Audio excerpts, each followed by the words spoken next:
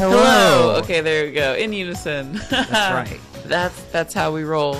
Hi, everyone. We're already back. Yes. Welcome back to Are You Karate Kidding Me? The podcast of recap and analysis for Cobra Kai and the Karate Kid movies and everything Miyagi-verse. Everything that has emanated from the Miyagi-verse. And again, we don't really plan on recording episodes every day, but we just dropped the podcast, and then we've come back from New York ComicCon, and we're recording this because we went to the big Cobra Kai panel, and we also wanted to talk about Ralph Macchio and Billy Zabka's visit to the SyFy couch over on the floor of Comic-Con. Yes. So we're striking while the iron is hot. With no mercy. With no mercy, that's right. We're striking first and hard. We're striking first and hard. I mean, we're not necessarily a news podcast. We could be. I mean, if we happen to catch something, fresh off the presses and we want to go live with it, we certainly will. We're here specifically to talk about the Cobra Kai panel and everything that went down at New York Comic-Con. Yeah, and we have to admit that we went in person to the first panel, the big one, with Ralph Macchio, Billy Zabka, and the showrunners Hayden Schlossberg, John Hurwitz, and Josh Held. Mm-hmm. And then we streamed the second short appearance that Ralph and Billy made on the SyFy couch on the Comic-Con floor because, full disclosure, I was very sick during Comic-Con and was soldiering through. But when we saw the horde that was sitting for every visitor to the SyFy couch, we were not optimistic that we would get seats. So we went and camped out elsewhere. But suffice it to say, before we get into this, though... Spoiler alert. Yeah. Some of what we're going to talk about inevitably involves what happened in Cobra Kai. So if you haven't seen that show and don't like spoilers, stop this podcast, devote the next 5 hours to binge watching Cobra Kai, and then come back and talk to us. And I know that it might sound dumb for me to say this because you're here, obviously, because you know Cobra Kai is a thing, but we were in the Cobra Kai panel waiting for everyone to come out. They had left Karate Kid Cobra Kai headbands that you could wear that inverted to either Miyagi-Do or Cobra Kai, and we were sitting there putting on our headbands. Yes, check our Twitter at Karate Kid Pod. Oh, yeah. For pictures of some of this stuff. Honestly, we were in the Cobra Kai panel, and there was a guy, and then behind us, and I tweeted about this, with a very thick New Jersey accent, probably like a Gen Xer, just a little bit older than we are, maybe in his late 40s, talking to another guy. He's like, "What? There's a new show?" And the guy's like, "Yeah, man, it's really high quality." He's like, "What are you talking about?" And so they go back and forth. And then he's looking at the preview going, "This looks amazing." So it's on the YouTube. So, anyone can stumble across stuff that might spoil their enjoyment of the show. Before they came out, they showed a clip of the Cobra Kai finale for season 1. Yes. Big climactic final fight between Miguel and Robbie. And they did Miguel is of Cobra Kai, of course, and Robbie is now fighting for Miyagi-Do. That was the moment where Daniel, they did the callback to Karate Kid, and the guy was like, "Daniel LaRusso's going to coach? Daniel LaRusso is going to coach!" I felt so bad for that New Jersey guy. I told him to avert his eyes, but he kind of looked at me in a snarky way. So he's been spoiled now. He knows almost everything.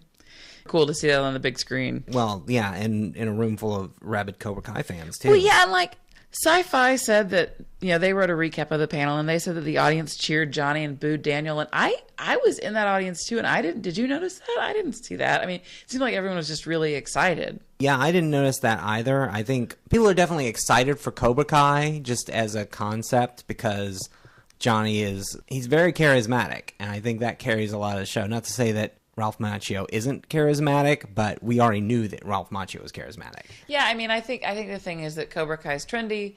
They're underdogs. They're pitched as the underdogs, even though they're about to become something else. Mm-hmm. And so that's part of it. But I noticed, there were people who were like, "I've decided to switch to Cobra Kai." But in terms of Ralph and Billy, I think they had equal enthusiasm from the crowd. John Hurwitz, Hayden Schlossberg, and of course Ralph and Billy came out. Yeah, Ralph and Billy came out first, and at that point I kind of just stopped tweeting and was just like, "Oh my god, wow." Yeah. That was really, really cool. How are they looking? They have portraits of themselves that are highly aged in their basements because Ralph and Billy look like, they've been on a macrobiotic diet getting photo facials for years. They look beautiful. I think Billy Zabka has a leading man quality that he really needs to exploit to its maximum effect now that he's back in the spotlight with Cobra Kai. Billy Zabka is having a Bryan Cranston moment. Mm-hmm. Anyway, on to the actual questions, the meat of the panel. And, what did it reveal? What did it not reveal? Let me just say, I wish I'd known who the moderator was. She was a very quick-witted woman. I think the thing about a Comic-Con panel or a Comic-Con appearance in general is like people are hungry for information on the new season. I don't think that's a secret. I think there is an expectation in a Comic-Con setting. People are hoping for as much new information as they can get about a new show. I think at the top of that list is a preview of the first episode or, the movie or whatever. Right. And then it kind of scales down from there. They were very tight-lipped about the show. I think a lot of people were expecting that, hopefully someone would let something slip about the new season. No, everything they said was strategic. Yeah, they exactly. Knew in they played it they very close say. to the vest. I can make a list of what we didn't learn. Like, we didn't get any sort of firm release date other than spring 2019. We didn't get any confirmations of any specific returning characters or new characters. We got plenty of teases, but we didn't get any of those specifics. No, I mean, more or less, this was a bit more of the same in terms of the interviews that Macchio and Zabka and the showrunners have given since doing the promo circuit when Cobra Kai dropped. Mm-hmm. But, now the audience can ask questions and we can be a little more explicit about what went down. Yes. So they were asked again why they decided to do this, why now, what they were invested in. And again, it's that they get to explore these shades of gray. Now is the time that all these spinoffs and reboots are happening. Mm-hmm. And because they have all this time, right? They talk about how it's like a 5-hour movie where they can do a lot more with fleshing out the complexity of the characters. So for example, with Johnny, Billy Zabka said that his number one hope was that Johnny doesn't double down on the dickness. And so, one of the showrunners know that he starts out as sort of a modern day Archie Bunker, but then is going to progress or become more and more complex beyond that. I think that's a great direction to go with Johnny as a character and the show in general. Daniel and Ralph Macchio have so many similarities, and I think the same clothing. I'm pretty sure that Ralph Macchio was wearing Daniel LaRusso's clothes or vice versa. Billy Zabka looked a lot more All Saints than Johnny Lawrence does, obviously, because Johnny Lawrence doesn't even know where All Saints is. It's also true for Daniel because, as Ralph said, even at the SyFy deal afterwards, Daniel LaRusso has had a really good life. Maybe the best thing that has happened to Johnny Lawrence is the crane kick to the face, and that's it. We get to look at how Daniel's life can also be adrift, and he can also have challenges and be more complicated. Sometimes Daniel LaRusso, Ralph Macchio didn't say this, but sometimes Daniel LaRusso's a jerk, and sometimes everything isn't what it's cracked up to be, even though he's a success on paper and has a wonderful family. I think that the first season gave us glimpses of that. It certainly established that about both those characters, and I think that the logical place that you want to go with any long-form series like this is to keep pressing those boundaries and seeing how far you can push those characters in those directions. And that's one thing that the showrunners were talking about, and I think this was during the moderator's questions. She asked, did you know when you were making this how long it would go? What was the vision that you had? Mm-hmm. And I believe they said that they had an idea of what they were doing, a general idea of kind of where they were going, at least with the end of season 1, but now they have a map of, it sounds like several seasons. They said that they had some ideas from season 1 that they eventually couldn't cram in, and they had to bump those to season 2. So it'll be interesting to see what those ideas were. Yeah. Yeah. She also asked them, how they're having to prepare. And this is one of the things that we found out, which is no surprise. Ralph Macchio said, he had an easy go of it, preparation for season 1, because he was more of a mentor and also living his cushy Daniel LaRusso life. But now that Miyagi-Do is becoming a full-fledged dojo, he's training a lot more because he's got more action, with the implicit hint that maybe he and Zabka are going to get into it in the show. And Billy Zabka joked that he never quit training from the end of the Karate Kid till now because he's just been waiting for this moment to come the whole time. I kind of feel like that's a half joke because he's still in great shape. He was doing some great stunt work in season 1 of Cobra Kai, and of course he's done at least a handful of other martial artsy movies in between then and now. So. Yeah, like the showrunner during the audience Q&A. The show, we'll get to this. I want to say a little more about the audience Q&A on its own, but like the showrunners were asked, like, will you ever do a fight sequence with one camera, with that's like a throwback to like when Avildsen shot the Karate Kid scenes with just one camera for like long extended sequences. And they were like, well, it really just depends on what the scene requires and what the actors can do. And, and for example, then holding Zabka up as like the archetypal best martial arts actor who doesn't do martial arts professionally. He was like, yeah, like we were shooting the first fight that Johnny has outside the mini mart against the bullies defending Miguel in his car. We had the stunt guy come in, and then we had Billy come in, and Billy kicked higher than the stunt guy. So we're like, well, I guess we'll be okay with him then. And one other thing to add is that when they were talking about, Zabka doing stunts and the ability to shoot in one scene, Zabka made sure to make a shout out to Hirokoda, who was the stunt coordinator, who was nominated for an Emmy. And like, of all the people that were in that room, all the famous people, because Ralph and Billy, they're going to go off, they're busy, and the showrunners don't stick around to sign autographs. But like, I would love to have talked to Hirokoda about his stunt coordination, but he wasn't there. Sure. Like, we were all going to give him a big round of applause, and he wasn't in the room anymore. Anyway, the moderator also asked them about my favorite scene, and I guess everyone else's, which is the much-loved REO Speedwagon sing-along that Daniel and Johnny have in episode 9. I don't believe it, not for a minute. The audience tried to get them to sing, and they wouldn't. But they said that they rehearsed it a ton because they wanted to get it right, and that they rehearsed it on the phone. So now I'm really hoping for some split-screen feedback of Zabka and Machio singing to each other. And the showrunner said that they did that to show that the line between hate and love is a thin line, or that the intense feelings aren't necessarily one thing or the other, and that they can go.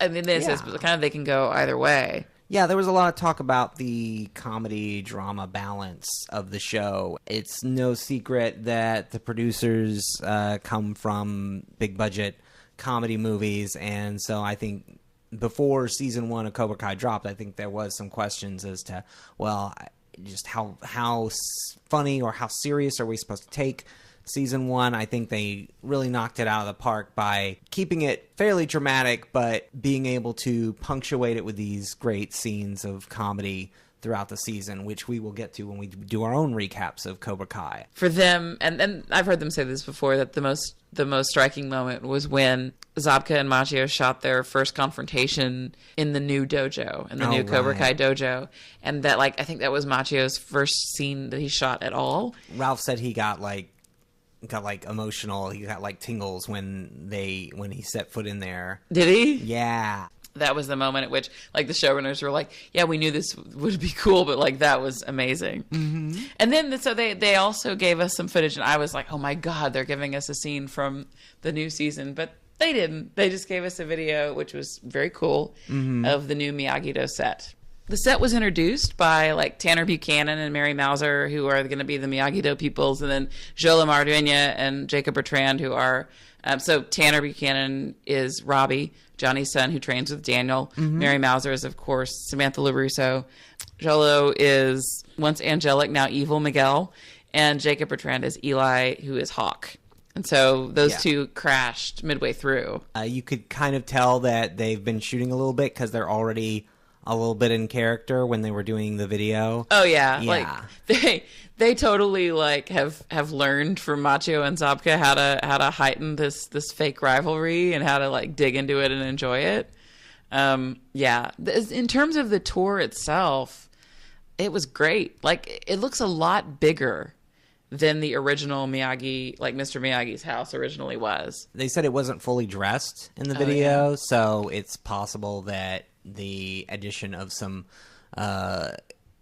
strategic Easter egg props. Oh, they might. You know what? Now that I'm thinking about it, they might have cleared out the props because some of them might have been Easter eggs or clues to season 2. That's true. And they came in through a door that kind of, if you're a Karate Kid obsessive, in terms of Mr. Miyagi's house, they came in from a side which would be on the side of, I think, the room that Mr. Miyagi built for Daniel in Karate Kids 2 and 3. Mm-hmm. And so that's like if you're facing Mr. Miyagi's house, it's on the right side of the house. Like in the Karate Kid, they usually come along the left side, but this is on the right side. And it looks like a giant room. And then, I mean, the thing that really looks the most like Mr. Miyagi's house is the garden, which, I didn't have time for a close read, but it looks like a 1-to-1 transfer. Yeah. When the video ended, they talked about it a little bit, and they shot their first day there on Friday, so that was like, I guess, October 5th. Mm-hmm. And we saw them on the 7th. And Machio said, it was like he got choked up because he was thinking like about Pat Morita and all the things that their partnership had meant, and that if Pat Morita could be here to see this, and yeah, that was really sweet. They moved on to the Q&A, and that session really kind of ran the gamut of different ages, genders, everybody kind of asking questions. A lot of people from the Tri-State area, connecting with Ralph. Very nice. That's right. Although William Zabka was also born on Long Island. That's true. Or as they would say, Long Island. But yeah. Yes. But no, lots of people from the Tri-State area. And they were all good questions. I mean, there were a couple of people who were like, "Oh my God, can I please work on your show?" Which we all identify with. But all the questions were excited, accessible to other people in the audience. There were quite a few questions about the show, like, how does the San Fernando Valley influence the story? How has their approach to the bullying been challenged? Yes. Because of the way times have changed. Mm-hmm. I tweeted about that. Like they said that for them it was important to note that it's more underground now. Yeah. And they also used Johnny to comment on how it's different, which makes it more explicit. One person asked if the kid actors were going to be the new focus of the story. Mm-hmm. Like if Ralph and Billy were now going to take a backseat to the next generation, and they said no, they're going to preserve the balance there, and they hinted again at new kid actors that they're bringing in. Yes, and I this might have been the point where they were getting into talking about the dynamic with the kids and mm-hmm. how extremely involved and excited they are, and like Ralph Macchio said that the kids will get together and watch the movies and talk about them, and then they'll text Ralph and Billy and be like, "That was an illegal kick." Right. Yeah. Actually, that was Billy Zabka saying that, because then Ralph was like, "I've been waiting for Billy to mention the illegal kick." There were some questions about Daniel's son Anthony, played by Griffin Santopietro. Why is he such a dick? No. The questioner said he's such an asshole. Well, yes, yeah, that was actually, yeah, which was hilarious. And then the showrunners were like, "Well, we're comedy writers, so we have a lot of fun writing assholes." Yeah, yeah. But the implication is like that's not gonna change much for season 2. Anybody hoping for like a big arc for Anthony may not. I mean, they might do some things to tweak his character. We'll see, but yeah, I don't think he's going to be doing any training anytime soon. They seem to be interested in using him for two ways. One to as a prism onto the vicissitudes of Daniel's successful life. Yes. And then the other way, like, it's not always what it seems to be, or you can have this great life and still have a kid that you don't fully get. But then the other thing is that he's this, 11-year-old wise ass who tends to give it a reality check. Kind of like Courtney Hengler's Amanda LaRusso, Daniel's wife, who always calls out ridiculousness on the show and gives it a stronger reality effect. That's the same way that they like to use Anthony. And they talked a lot, throughout, and I don't want to forget this, about how they've both done a lot of projects, but this one really feels special, and that it feels the same way as it did when they were making it. They're genuinely like one person asked them, like, in this age of crappy remakes, why is Cobra Kai working? And the showrunners were like, we don't know. We don't know. But by and large, the whole team seems, across every Q&A, including this one, to be just so excited. Yeah, a lot of people wanted to know if people like Terry Silver and Mike Barnes, the villains from Karate Kid 3, including the New Jersey guy behind me who hadn't seen the show yet, was already asking. They've said the same thing that they've basically been saying for the last few months every time they get that question, which is everything is on the table. They feel like everything is on the table and available to them. So we shouldn't rule out an appearance by any character. Yeah.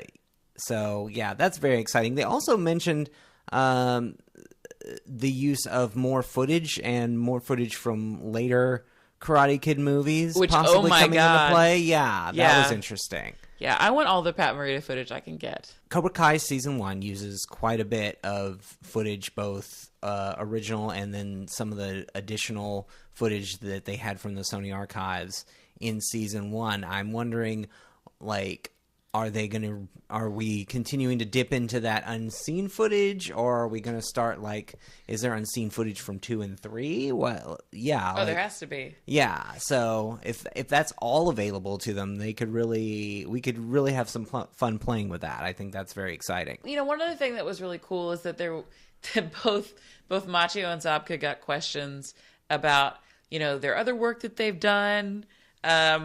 You know, in Ralph's case, someone mentioned The Outsiders. I think someone asked for, what was the name of that movie that Zabka and Cove did? A lot of stuff got name checked. So the Shoot Fighter. Yeah, Shoot Fighter, which I think there was more than one. Was it a trilogy or dual? I don't know. We're going to find out. There's a couple of Shoot Fighter movies. One is available for streaming. I've already checked. So it may be a special episode. We'll see. Yeah, I mean, you know. No stone unturned. Anyway, but also people asked them about it, you know, either asked them or mentioned, like, Zabka directed that music video for No More Kings called Sweep the Leg. Yep. There was mention of Sweep the Leg. There was mention of Wax On, Fuck Off. Yeah, which was Ralph Macchio's short for Funny or Die that he made, I guess, because the new Karate Kid movie with Jackie Chan was dropping. He said he was pitching some stuff around. None of it was getting picked up at the time, and he was getting increasingly frustrated. And then the Jackie Chan Karate Kid movie was imminent, and he was like, the joke of the video, without giving too much away, is that in order to be famous, you really have to be a world-class asshole. So yeah, you have to be basically, it's kind of like the premise of the musical and then the movie Chicago. Like, you have to be kind of a reprobate or have salacious news about you, right? Yeah, so that your buzz gets you hired. But yeah, so that was cool to hear that he'd come up with that, and that Funny or Die was like, oh yes, absolutely. And if you haven't seen these things, Wax On Fuck Off is my favorite, but, you know, although it did lead to a pretty adorable fist bump. Oh, because they're banter, yeah. Like some person during the Q&A, he had a good question. I can't remember what it was, and then he also said that he makes, like, specialty socks. Yeah, and he delivered some Cobra Kai themed specialty socks. Some Miyagi verse themed socks. Yeah, and Machio said that the guy should give his to Billy because Billy does his laundry. So I guess that's it from that panel. I mean, I have to say it was really fun. I haven't been to a lot of cons. I've been to a few, but that was, I think, the best in terms of audience feedback. Yeah, that I've seen at such an event. Super enthused audience. Like, we all had our swag tied, you know, our Miyagi-Do Cobra Kai headbands tied around our heads. Yeah. I think there were people who didn't get in. Like, we were in line really early because it was our entire goal. Oh, sure. That's the nature of cons. Oh, yeah. Like, you have to line up early if you want in the panel you want. But yeah, I mean, like, it was a major event. Oh, for sure. Yeah. No, they packed the hall. They did. Absolutely. They did. Mean, it's New York ComicCon. It's one of the biggest.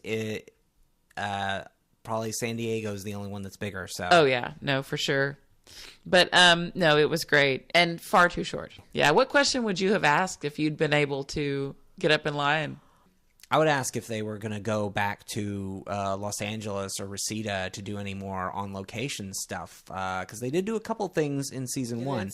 So, yeah, I think that would be some interesting information to kind of mine out of that. I think my question would revolve more around, like, where the line is in the writing of Johnny. Because, you know, he's a jerk. He says, you know, politically incorrect things, et cetera, et cetera. Yeah. They have him do it in such a way that I'm not offended, even though a lot of the times when someone is an Archie Bunker type, I'm like, turn it off. So I'm curious what their philosophy is in writing Johnny and bringing him up to that line. I don't know a way to phrase it, but I think that's what I would have asked. Oh, I think that's I think that's a perfectly insightful thing, because you're right. It's like, they write Johnny in such a way that he says things that in the hands of another character might be super offensive. And well, what I'm saying is it's not in his nature, and it's in his nurture that he has those opinions and has those ideas. Accurate. There was a little bonus. They did make their way to the SyFy stage for another short interview about an hour or so later. They were only there for what, like 10 minutes? Yeah, that video is online if you want to review it, but I thought we'd just quickly go over the points of that one. Some of the questions kind of tread over material that was covered in the panel, such as like, why here, why now? Yeah. I mean, they talked about, the ability to add complexity to the characters, the timeliness of the remake. But the other thing is that this was one of my favorite moments of the whole, watching Cobra Kai at ComicCon. Mm-hmm. They talked about that their trust in the writers and how protective they are of their characters and how much of a share that they have in the creative process, which was a question that I would have asked if I hadn't been furiously typing. The showrunners have final say. Machio and Zabka trust them because they can tell that their vision goes beyond it enables them to see where the characters should go beyond Machio and Zabka's protectiveness. From the way they answer that question, it's like, as far as plot stuff and, exactly the whens and hows of where all the characters go from the beginning of the season to the end of the season, that's largely in the hands of the writing staff, which makes sense. And, if they feel like there's something that's going to be wildly out of character, they're definitely going to step up and protect that. And you see on social media, like whenever they're meeting up to shoot, like the five of them, the three showrunners and Zabka and Machio hang out. So like clearly they're discussing where the show's going. Right. But it's really neat to see not only that they trust the showrunners, but the three showrunners. I mean, that's a rarity to have, like, not just like three writers, but like three showrunners as opposed to like one or two, able to maintain that clarity of vision together. Anyway, there were only a few more questions, like, asking how would Pat Morita figure into the story if he were here? And I think that's a hard question to answer, and, sweetly meant, but like hard to answer. And again, he's a big part of Daniel's life, so he would have been involved in that way. And that's why we have him in the show as best we can. And Billy was like, his essence lives on in the show. Of course, because they were doing this on the floor of Comic-Con, surrounded by some Comic-Con specific questions, such as like, what are you into collecting?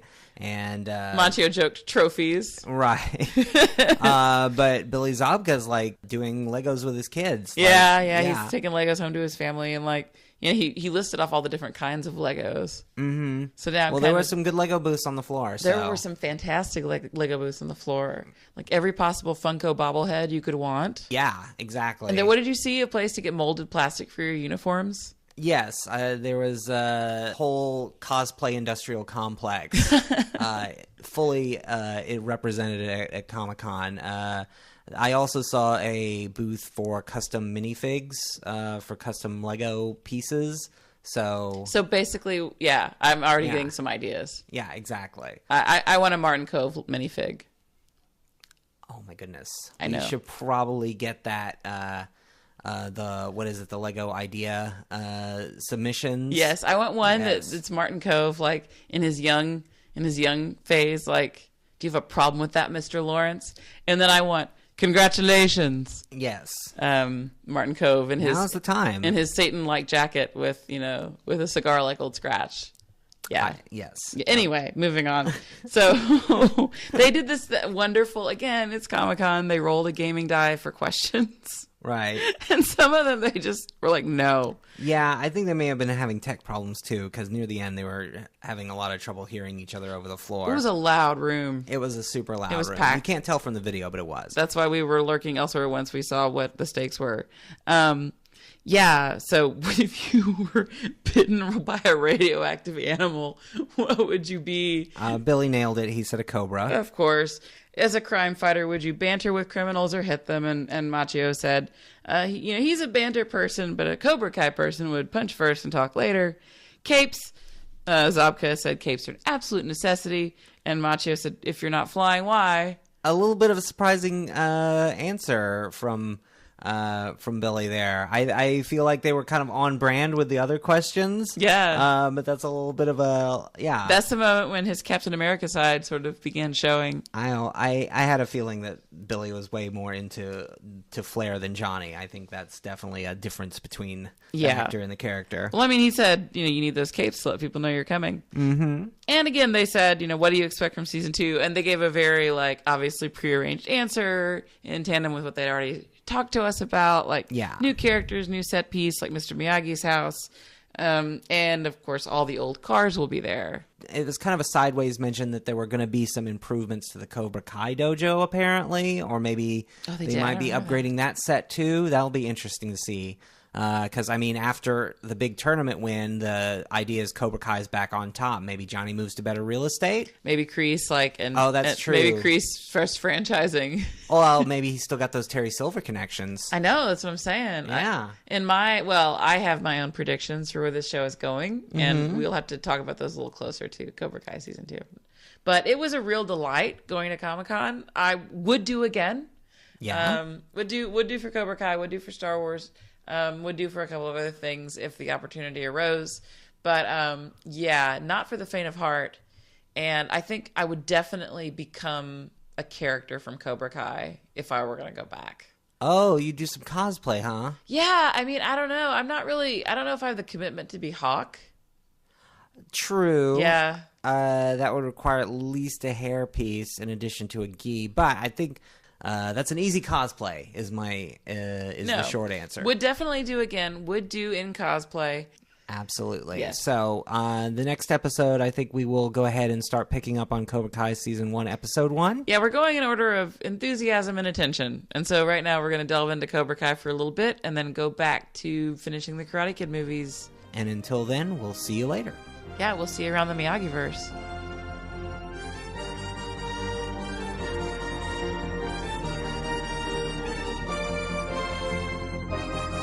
This podcast has been produced and hosted by Colin Canada and Jenny Carlson. You can find us online at areyouKarateKiddingMe.com and wherever you download podcasts.